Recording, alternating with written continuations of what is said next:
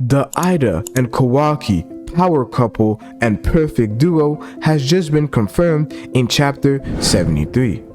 Eida's arrival in the village will change everything, as Kawaki has just received his true and ultimate pawn for his devious plan. I am Dynasty, and in today's video, I'll explain and break down how Kawaki and Eida's new relationship changes everything with the village and its future in the time skip. So in chapter 73, we learn about Team 7's new and special mission, which deals with the arrival and accommodation of Eida and Damien. This was predicted at the end of my previous video by one of my subscribers, but no one could have predicted the true implications of this mission. Boruto, Eida, and Kawaki will share a room and become roommates. This makes Eida blush, as she is definitely excited by Shikamaru's new proposal. This is where Kawaki learns that Eida is in love with him and that he should basically stay around her 24/7 to make sure that she doesn't do anything fishy. Most of us may wonder why Kawaki is getting all of the hospitality and Boruto is getting none. Aside from the fact that Kawaki is taller, better looking, and cooler than Boruto, I feel like the writers are intentionally making sure that Kawaki is the one to receive Eida's love, to further emphasize Boruto's slow shift outside the village. However, don't be fooled by Kawaki's nonchalant behavior, because deep down, Kawaki is happy because he has just gained the strongest pawn in the entire Boruto series. So, I've just come back from watching Death Note, and I can't stop noting the similarities between Kawaki's situations and Light's. I'm not saying that Kawaki and Light have the same IQ, or even that Kawaki possesses the Death Note. However, they share a similarity with the woman around them.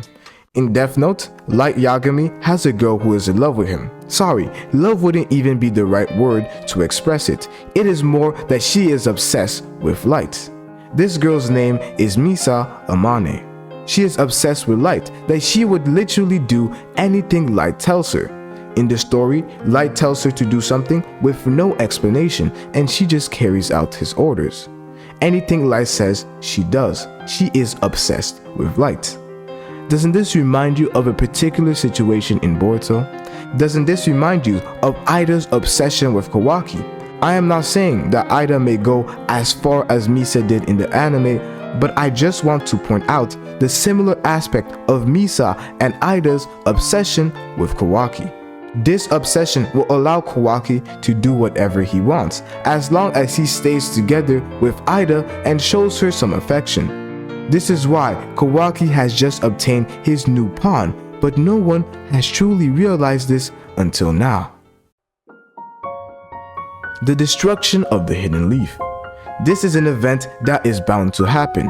Whether it is code or an Otsutsuki invasion that happens, what we do know for sure is that the village will be destroyed. This will be the moment where Kawaki goes through a new phase of trauma, leading to the Kawaki we see in the time skip. This is where Kawaki and Eida's relationship will come in clutch, as Kawaki will rebuild the village alongside Eida. However, this won't be your typical village, where people vote for the next Hokage.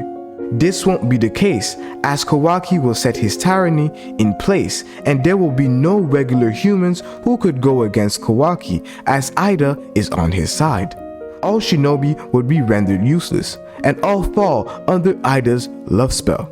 This is why a partnership between Kawaki and Eida is a lot more dangerous than most of us think. Not only because of Eida, but also because they will gain Damien as the strongest person in the series right now.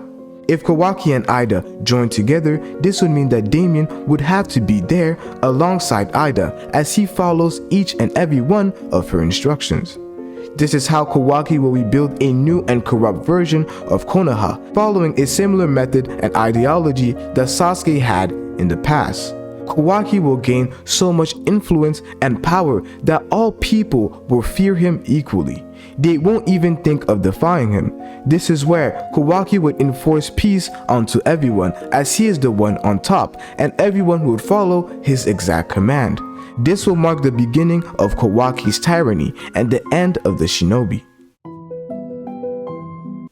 However, what about the GOAT? What about Boruto? How far will both of his love affairs even go?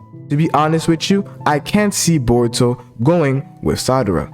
There has been a constant amount of moments and scenes which has made us believe that Boruto and Sadara could have a potential relationship. But be honest with yourself for a quick second. Based on everything that Boruto has endured and the prophecy that Momoshiki keeps reminding us, do you really think that Boruto would have a future which has to deal with love, and especially for Sadara?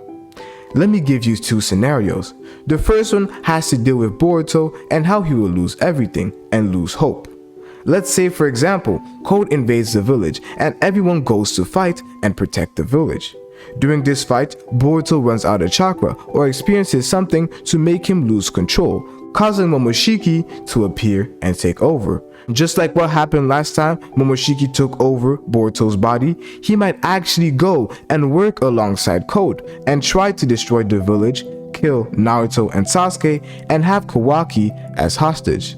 Let's say, for example, Momoshiki ends up killing Sasuke during the fight, while Sadara and everyone else is witnessing the fight together. How do you think Sarada would react? She won't take Boruto's side. She will get mad at Boruto because he killed his father. This will be the moment that would end any possibility of Boruto and Sadara ever being together, as if Boruto kills Sasuke, every time Sadara sees Boruto, she will be reminded of the death of her father. This will be too hard on Sarada, and she won't forgive Boruto and move on so easily. But there is another scenario that would save Boruto and Sarada's relationship. If somehow in the next fight that occurs, Boruto doesn't kill anyone, but on the contrary, it is Code who kills everyone. This would mean that Sasuke's death would not be Boruto's fault. However, it wouldn't change the fact that Boruto would have to leave the village, either for power or for another reason. If Sasuke is dead, it will mean that either Kashin Koji or Tonori would be the one to train Boruto in the time skip. Either Kashin Koji just comes and saves Boruto and leaves off with him to go and train him, or Tonori sends out a message to Boruto and Boruto, using his karma, goes and meets Tonori to save him. But during this time, Sadara and Mitsuki would both be under Kawaki's new and corrupt version of the Leaf Village. They would have to obey and listen to Kawaki's every command, as they both keep an eye and try to reveal Kawaki's true plan. In addition, they would both be waiting for Boruto to come back and save them now that he is stronger and more powerful.